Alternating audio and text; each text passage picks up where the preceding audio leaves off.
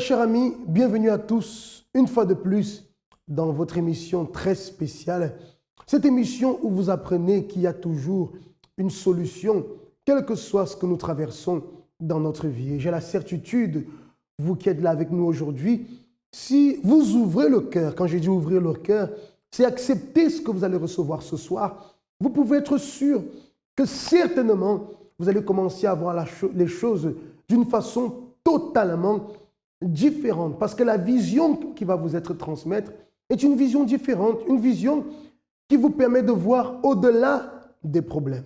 J'aimerais aussi vous inviter, si vous connaissez quelqu'un qui traverse des moments difficiles, quelqu'un de votre famille, dans votre entourage, invitez cette personne à participer avec nous en ce moment dans cette émission. Je vous invite déjà aussi à préparer votre verre d'eau. Je suis en train de préparer le mien ici. Et comme d'habitude, à la fin de cette émission, nous allons pouvoir faire une prière en votre faveur et bénir cette eau, afin qu'en la buvant, vous soyez totalement bénis.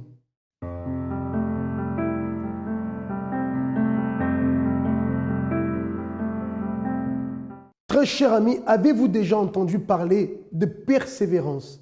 Certainement. Ce mot, je dirais, est dans la bouche de la plupart des personnes et tout le monde sait qu'il faut persévérer.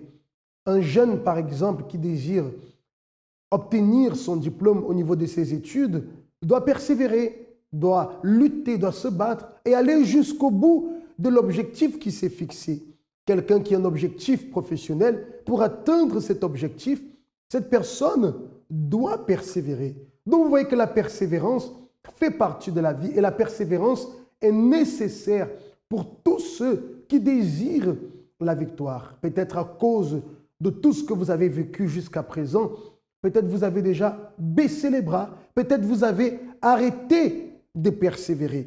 Vous allez voir en ce moment l'histoire de Madame Bonche qui nous montre que lorsqu'une personne, malgré les difficultés qu'elle a dans sa vie, lorsqu'elle est prête à lutter, à persévérer et d'aller jusqu'au bout pour vaincre la situation, elle peut obtenir la solution. Et quand il s'agit de foi, la solution est une garantie. Voyons en ce moment cette histoire merveilleuse. Comment avez-vous connu le centre d'accueil? J'ai rencontré une dame, je racontais un petit peu mes difficultés, mes problèmes conjugaux et mes problèmes de dette. Et donc elle m'a invitée, j'ai décidé de venir. Donc une dame qui fréquentait déjà l'église, oui, à qui vous avez raconté vos problèmes. Exact. Et quels problèmes est-ce que vous affrontiez à l'époque? C'est des problèmes donc, dans le couple, hein, la trahison, la peur, l'oppression, et du coup des problèmes de dette aussi. Donc, à cause de ces problèmes de dette, on était complètement déstabilisés. Donc voilà, c'est comme ça que je suis. Donc, problème conjugal, oui, problème familial. À la maison, comment allaient les choses? Comment ça se passait dû à ces problèmes conjugaux? Il y avait de la violence conjugale, il y avait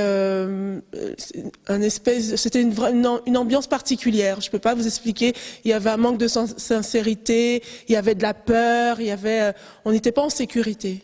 On n'était pas en sécurité. Non. Donc, problème financier, une dette qui était élevée? Oui, de 58 000 euros. 58 000 euros de dette. Et intérieurement, donc vous avez dit, vous étiez anxieuse? Oui, anxieuse, triste, dépressive. J'étais vraiment très très mal. Donc cette dame, vous avez partagé vos problèmes avec elle, exact, vous lui avez raconté. Elle connaissait le centre d'accueil, elle vous a invité, oui, vous avez accepté, oui, n'ayant plus rien à perdre ou pas grand-chose à perdre. Cas, oui. Et qu'est-ce qui vous a touché, Madame Gladys, lorsque vous avez participé à la première réunion ou lors des toutes premières réunions, vous avez participé? Qu'est-ce qui vous a touché? Qu'est-ce qui vous a impacté et qui vous a donné l'envie, la motivation, la force de continuer? La parole en action. C'est-à-dire, il y avait bien sûr la parole qui sortait chaque jour, mais il y avait là cette prise de décision à chaque fois à nous relancer. Allez, il faut y aller, il faut avancer. Voilà, c'était là cette motivation tout le temps voilà, il suffit pas d'écouter la parole, mais il faut aller aussi mettre en action. J'ai fait mes chaînes de prière, les propos, campagne d'Israël. Vous aviez en vous la vision, le désir de de changer la situation. Oui, exact. Je n'y arrivais pas par moi-même. Donc là, c'était une opportunité quand je venais aux réunions. Il y avait là une motivation, il y avait toujours, comment dirais-je, une envie d'aller plus loin. Aujourd'hui, qui êtes-vous? Ben là, je suis complètement différente. J'ai la joie de vivre.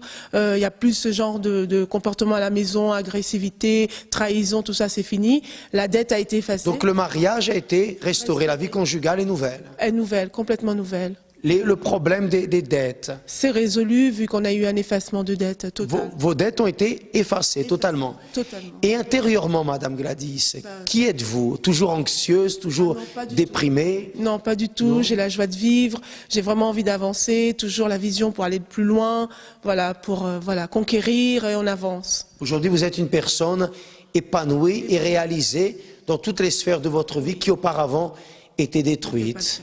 Grâce à Dieu. Madame Bonche, quel centre d'accueil est-ce que vous fréquentez? Je suis au centre d'accueil de Montreuil. De Montreuil. Que Dieu vous bénisse. Vous voyez le cas de Madame Bonche. Elle aurait pu baisser les bras. Victime de violences conjugales, endettée, souffrante. Bien sûr qu'elle aurait pu baisser les bras. Mais elle a cru. Lorsqu'elle est arrivée au centre d'accueil, elle a appris, je dirais, à lutter avec d'autres âmes. Les âmes de la foi, celles qui nous garantissent la victoire. Peut-être aujourd'hui, vous baissez les bras ou vous avez déjà baissé les bras parce que vous avez essayé plusieurs fois, vous avez frappé à plusieurs portes et malheureusement, les réponses que vous avez obtenues sont des réponses négatives, des réponses qui vous ont apporté plus d'affliction encore, plus de souffrance. Peut-être là où même vous avez mis votre espérance, vous avez fini par être déçu. Et cela anéantit en vous tout espoir de transformation, tout espoir de changement, tout espoir d'avoir la vie que vous désirez véritablement. Mais aujourd'hui, laissez-moi vous dire, très cher ami, que tout peut repartir à zéro. Tout peut se reconstruire. Vous avez les capacités, vous avez les conditions, si vous le désirez, de pouvoir repartir à zéro. C'est avec ces messages que nous sommes venus aujourd'hui, parce que nous croyons sincèrement que quelles que soient les situations, avec la foi et la persévérance, nous pouvons obtenir la victoire. Comme je disais, Madame Bonche a persévéré malgré toutes les luttes dans les chaînes de prière. Elle s'est battue, elle a cru. Et le résultat est ce que nous avons pu découvrir, ce que nous avons pu voir en ce moment. Et c'est ce qui peut arriver dans votre vie, très cher ami, si vous aussi, vous êtes disposé à persévérer.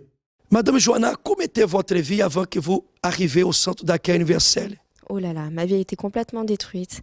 J'étais une personne triste, j'avais pas confiance en moi, j'étais pas très courageuse en fait. Je passais par des problèmes, je les affrontais, mais il y avait quelque chose qui manquait en fait. Depuis jeune, je passe par des problèmes familiaux très compliqués, très difficiles avec mes parents, une vie sentimentale aussi complètement détruite. J'ai reproduit les mêmes erreurs que mes parents avec de la violence verbale, physique, morale aussi. Donc j'étais complètement détruite. Même en tant que femme, comment vous expliquer, j'étais perdue en fait. Je me valorisais pas moi-même. J'avais pas le goût à la vie en fait, tout simplement. Je vivais pour vivre. Je faisais les choses pour faire les choses, mais j'avais pas d'ambition en fait. Et comment avez-vous connu le centre d'accueil? Alors grâce à mon copain actuel, c'est lui il a vu que j'avais besoin d'aide déjà, sentimentalement parlant.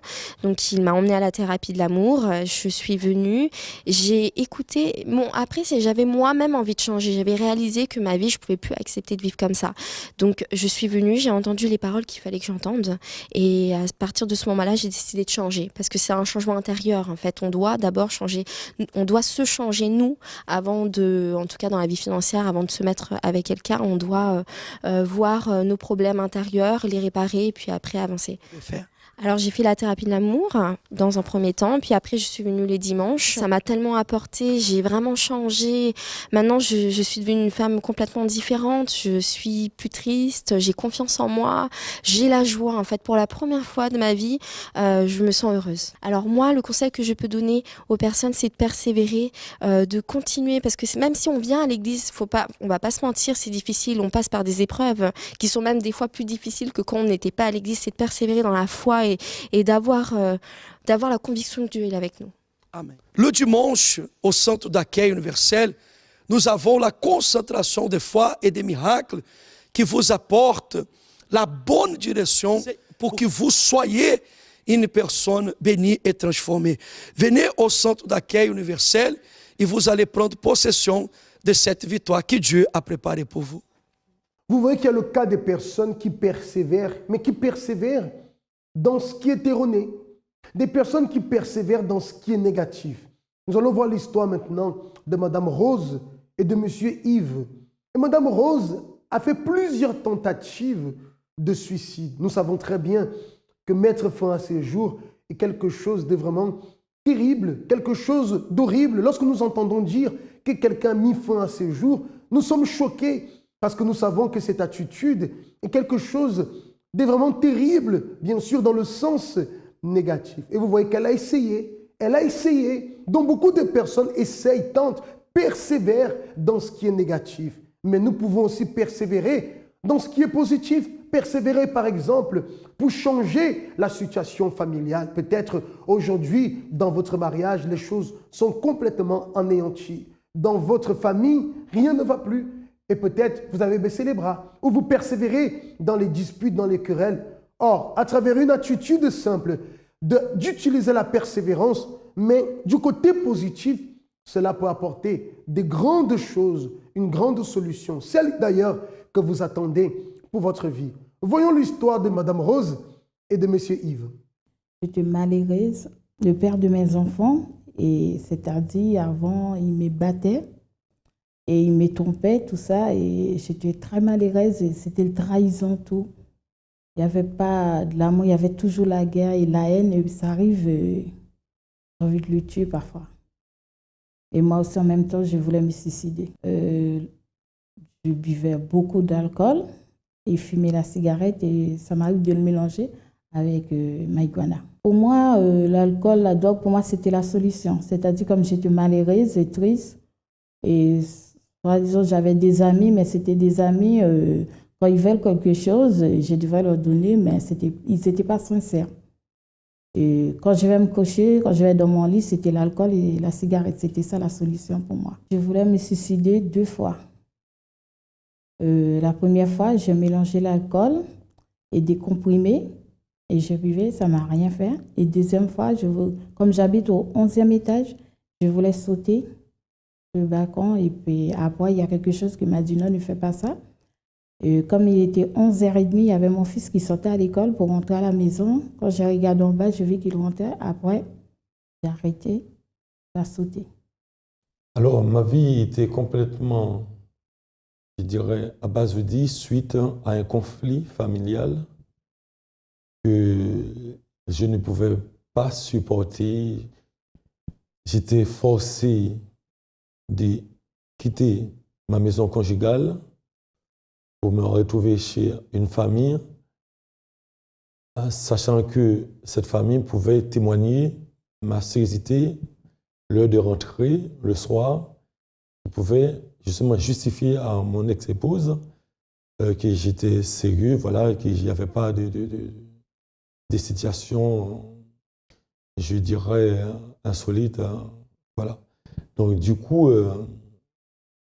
ce moment-là, tout était négatif pour moi. Et c'était vraiment catastrophique. Et moi-même, je vivais ça très mal. Et puisque je suis quelqu'un qui je n'aime pas faire n'importe quoi, et j'étais accusé à tort de cette situation, donc ça me faisait mal. Ça aurait pu mettre en moi une révolte de vengeance, de colère, et suite à ma foi, donc du coup, je n'ai pas osé de penser à la vengeance, mais cela m'était venu, puisque être accusé à tort, c'est quelque chose de douloureux, ça fait très mal.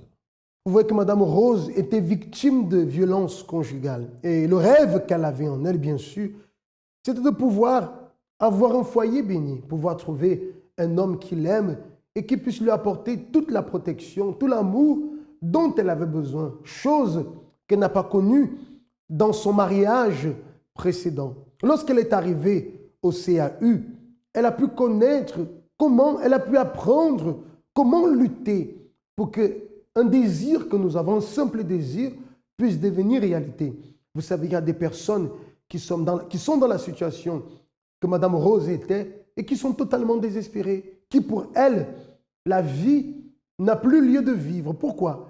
Parce qu'au plus profond d'elle, elle porte ce sentiment que tout est fini pour elle. Et malheureusement, elle persévère dans cette idée. Elle persévère avec ce sentiment négatif. Elle persévère avec une vision erronée de leur propre vie. Mais lorsqu'il y a la persévérance dans la foi, la persévérance pour le bien que nous voulons, la persévérance pour la victoire que nous désirons, très cher ami, les résultats sont grands. Elle agit sa foi au centre d'accueil. Découvrons comment. J'ai connu centre d'accueil par un ami qui m'avait invité face à ma situation, donc ce conflit familial. Lorsque je suis arrivé, en fait, deuxième jour où je voyais que c'était une église, je pouvais venir tous les jours. Et là, suite à ma situation, que je voulais changer cette situation, je venais tous les jours, du lundi au, je dirais, dimanche. Donc, j'assistais dans tous les propos. Les dimanches, c'était presque toute la journée, puisqu'il y avait des prières pour la justice. Et moi, la justice, j'en avais besoin. Alors là, je me donnais vraiment au maximum. Et à travers cela, il y avait des chaînes de prière que je faisais. Et déjà, au début, lorsque je suis arrivé, je ne savais pas ce que c'était, mais il y avait campagne d'Israël, donc ce jour-là, et je ne savais pas ce que c'était, mais je me lançais. Alors, donc, c'est suite à une association où je faisais, un ami et moi, on faisait une grande fête, et qu'elle-même, elle était invitée par une amie à elle. Et lorsque elle est arrivée, donc j'accueillais tout le monde. Et comme je faisais partie de l'accueil, j'accueillais tout le monde, et elle-même. Et la manière de parler, tout, le sourire, on a pu changer des numéros de téléphone. Et une semaine après, voilà, donc je l'ai appelée et j'étais invité à la voir. Et c'est de là qu'elle-même, elle commençait à me parler de sa situation. Même ce jour-là, je crois que c'était sa première sortie de sa vie parce qu'elle était très triste d'une vie amoureuse, qu'elle venait tout juste de rompre avec son copain. Et c'était sa première sortie face à cet ami-là qu'il avait invité. Lorsque je lui ai parlé, je l'avais parlé, bien sûr, à ce moment-là, et je vois que ce problème vraiment était catastrophique. Il fallait que je fasse quelque chose. Mais déjà, pour commencer, il fallait que je l'amène dans un endroit où, plus que moi-même, que je peux faire, c'est d'avoir une rencontre avec Dieu. Donc, elle-même, elle était vraiment obnubilée déjà par sa tradition, qui est vraiment tout ce qui est la fête, aller en boîte, se divertir vraiment avec ses amis.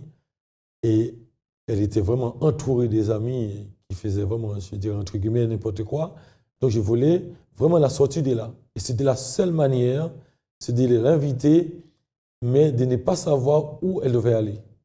Alors, le jour qu'il m'a invité, et pour moi, j'ai dit, bon, enfin, il décide de m'inviter, mais je pensais qu'il allait me ramener en boîte de nuit. Je l'ai suivi, j'ai dit, bon, je vais bien m'amuser ce soir. Et quand c'est arrivé, je vis que c'est arrivé à l'église. Quand on est arrivé, je vis que c'était rempli, il y avait beaucoup de monde. Et il y avait les gens chantaient, tout ça. C'est vrai, il n'y avait pas de place pour s'asseoir, mais il y avait une bonne accueil, c'était chaleureux. Et puis les gens, ils étaient sympas. J'ai participé aux semaines de prière, je venais les lundis du matin. Et quand je sors de l'église, c'est comme si j'ai trouvé quelque chose. C'était agréable, je me sentais bien. Et le matin, avant d'aller au travail, je viens à l'église. Et le soir, quand je sors du travail, je viens à l'église. Parfois, quand je rentre à la maison, même les enfants, je rentre tout en louange. Même dans le métro, je chante. Je chante, j'étais vraiment heureuse. Mais j'avais du mal à arrêter la cigarette tout de suite. C'est un jour, mercredi, je vais à l'église. Et après, le pasteur, il commence à parler de l'histoire des vices, la cigarette, tout ça. Et moi, j'étais derrière, j'ai dit, mais il ne me connaît pas, il raconte toute ma vie. Et puis après, ce jour-là, j'ai pris la décision. J'ai dit, il faut que j'arrête tout. Et en même temps aussi, lui, il m'a dit, il faut que j'achète toutes les bouteilles qui sont chez moi. Parce que j'avais tout, dès qu'il y a un nouveau alcool qui est sorti, j'avais déjà acheté la bouteille était déjà chez moi. Il m'a dit que je dois débarrasser tous ces genres de trucs si je veux vraiment, vraiment changer. Et je donne ma vie à Dieu, c'est ça qu'il faut faire. Et j'ai écouté, et j'ai tout jeté, la cigarette, j'ai arrêté la cigarette et j'ai commencé à me donner à Dieu. J'ai dit, mon Dieu, si vraiment je dois changer, comme il l'a dit, et j'ai écouté les témoignages aussi, les gens, j'ai dit, est-ce que c'est vrai, si eux, ils ont été délivrés de tout ça, moi aussi, je peux délivrer. Et c'est là que j'ai commencé à faire des chaînes de prière. Je viens à l'église et je me donnais quand il y a de la prière, je me donnais un jour, j'ai dit, il y a la délivrance, j'ai dit, aujourd'hui c'est mon tour, je dois délivrer. Pourtant, je ne croyais pas. J'ai participé à la campagne Israël et ce que j'ai demandé à Dieu, j'ai dit à Dieu, et comme ma vie commence à changer, j'arrête la cigarette, j'arrête l'alcool, tous les habillements que j'avais, j'ai tout jeté. Et là, mon Dieu, comme lui, il m'a dit, lui qui m'a invité, il m'a dit, ma vie peut changer, je peux trouver un mari. Pourquoi toutes les femmes ont un mari, moi aussi je peux avoir un mari. Ce que je fais, quand j'ai pris l'enveloppe, dès que j'ai monté sur l'hôtel, j'ai pris l'enveloppe, j'ai dit, mon Dieu, c'est lui qui m'a amené, c'est lui qui va être mon mari. Et c'est là, quand j'ai déposé l'enveloppe aussi, j'ai déposé dans mon cœur, j'ai dit, mon Dieu, si vraiment tout ce que tu as fait dans ma vie, alors je ne veux plus cet homme-là que je veux, il doit être mon époux. Et c'est là que j'ai déposé, et puis après... La campagne d'Israël représente beaucoup de choses extraordinaires que je ne peux pas expliquer. Pensez-vous qu'il a suffi qu'elle désire à peine que M. Yves soit son mari et qu'une prière ait été suffisante pour cela? Loin de là, elle a dû lutter.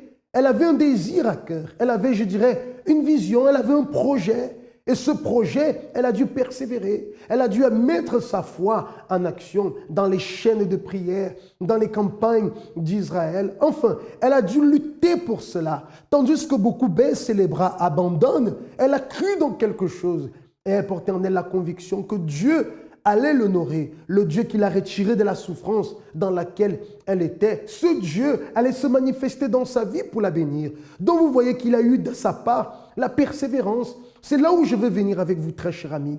Si vous ne persévérez pas, votre vie ne va pas changer, elle va continuer de la même façon. Mais si vous voulez persévérer en utilisant d'autres armes, et l'arme que nous vous proposons, c'est cette foi, la foi. Parce qu'à travers la foi, très chers amis, votre vie peut changer. Le Dieu qui vous a créé et qui désire que vous soyez heureux a le pouvoir de changer votre vie. Il a besoin que vous preniez une décision et que vous soyez persévérant, persévérante. Voyons aujourd'hui ce qu'est la vie de M. Yves et de Mme Rose après toutes ces attitudes de foi, et je précise, dans la persévérance. Alors, à travers la campagne d'Israël, j'ai pu avoir la paix, la joie, bien entendu. À travers la campagne, tu as une vie restaurée. Normalement, le but, c'était d'avoir une famille. Et moi-même, personnellement, j'ai vu mon épouse actuelle, comment, à travers sa détermination elle-même, elle a pu changer, elle a abandonné déjà l'alcool, les amis qu'elle avait plus. Donc, elle a une autre vie, elle va à l'église, elle participe dans tout. Donc, j'ai vu vraiment, elle pouvait, une personne, voilà, donc, qui pouvait être à mes côtés. Il faut dire aussi, j'ai fait des chaînes de prière et je me souviens, il y avait une campagne Israël qui est arrivée. J'ai dit, bon, cette fois-ci, c'est mon tour, je vais me lancer. Et j'ai pris l'enveloppe. Dès que je suis montée sur l'hôtel, j'ai pris l'enveloppe, j'ai dit, mon Dieu, si tu avais mis cet homme-là à travers de ma route pour me changer, pour me guider, pour me ramener à l'église. Et ma vie a transformé. J'arrête tout. J'arrête l'alcool, la cigarette. Et là, je suis changée. Alors cet homme-là, mon Dieu, je lui fais participer dans le Compagnie Israël. Cet homme-là, c'est lui qui va être mon époux. Personne d'autre à part lui. Et quand j'ai fait le Compagnie Israël, c'est ça que j'ai demandé à Dieu. Et après, peut-être 3 mois plus tard, après, il m'a demandé en mariage. Et grâce à ça, c'est vrai, bon, nous avons une vie agréable. Vous savez, ce n'est pas facile d'être ensemble. Lorsqu'on n'est pas marié, on voit, donc c'est souvent beaucoup plus facile. Parce que là, on va devoir apprendre autre chose. Mais dès le mariage, la cérémonie de mariage, je me rappelle, je disais, avec tout ce dont j'ai passé, j'ai pu subir dans ma vie, cette fois-ci, ça doit être la bonne. Et je ne suis pas maître de cette relation, de cette vie de couple. Je mets Dieu en premier. Vous voyez ces 2 personnes, monsieur Yves, madame Rose, qui ont connu la souffrance dans leur mariage précédent. Les 2 sont sortis d'une situation difficile et peut-être avaient perdu la vision du bonheur. Mais en connaissant la foi, en comprenant que tout pouvait changer, les 2 ont persévéré dans la lutte, aujourd'hui mariés, pleinement heureux et vivent ce bonheur qu'ils ont toujours désiré. Et tout peut aussi changer dans votre vie, très cher ami. Prenez en ce moment votre verre d'eau et nous allons faire notre prière pour bénir votre vie. Prions. Seigneur notre Dieu et Seigneur notre Père, mon Dieu, j'ai prié en faveur de cette personne qui un jour a lutté pour sa vie, un jour s'est battue, mais elle a reçu tellement, Seigneur, de réponses négatives. Elle a été déçue avec tellement de choses qu'aujourd'hui, malheureusement, elle n'a plus la force de lutter. Parfois, elle veut même lutter, mais Seigneur, elle n'a plus ce courage pour la persévérance. Alors, je te demande, ô Dieu, que tu puisses étendre ta main sur cette personne qui se reconnaît dans cette situation et qui accepte en ce moment cette prière, qu'elle soit visitée par toi. Que cette eau, mon Dieu, que nous bénissons et consacrons, lorsqu'elle boira de cette eau, que tu puisses agir dans son intérieur et que cette personne retrouve la force, le courage, l'esprit de la persévérance, mon Dieu, et ainsi, dans la lutte, la persévérance, qu'elle puisse obtenir la victoire, la transformation de sa vie, au nom de Jésus-Christ. Amen. Et grâce à Dieu. Très cher ami, buvez de cette eau et soyez abondamment, mais abondamment bénis et croyez que l'esprit de persévérance alors entre en vous et vous donne la force. Et c'est la raison pour laquelle je vous invite demain à être déjà ici présent au centre d'accueil. Écoutez, cher ami, vous allez venir dans la foi, vraiment dans la foi. Si rien ne se produit, regardez-moi, si rien ne se produit dans votre vie, vous n'avez plus besoin de revenir. Mais si vous croyez dans ce que je vous dis, et demain dans l'un de nos centres d'accueil, vous arrivez avec la foi, vous pouvez être sûr que les choses seront totalement différentes pour vous. Je vous souhaite de passer une très bonne soirée et je vous dis alors à très bientôt dans une autre émission. Que Dieu vous bénisse.